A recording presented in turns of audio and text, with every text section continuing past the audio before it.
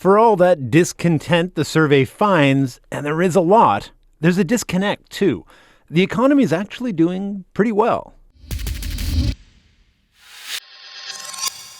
Remember, all these bits of economic data are really just you and your friends, neighbors.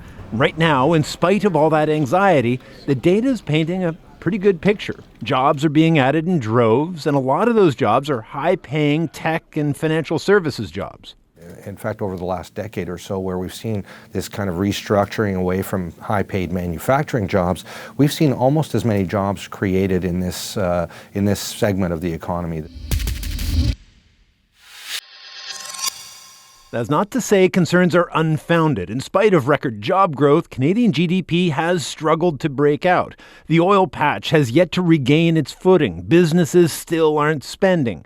GDP growth is finally showing some signs of life, but the fact is 2% growth is about the best we can expect for the foreseeable future.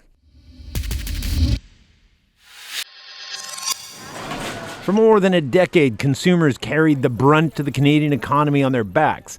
Now, new mortgage rules and slightly higher interest rates are squeezing those consumers. So it's no surprise Canadians see an affordability crisis in housing and childcare. What's worse, there's no easy or obvious policy solution at hand. In Canada, we have this additional challenge that we don't have a singular economy. In fact, the economy is and feels different depending on which province you're in. We have the energy patch. We have urban areas that are being driven predominantly by housing activity.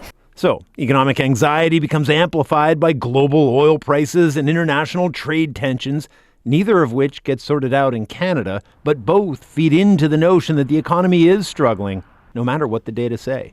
Peter Armstrong, CBC News, Toronto.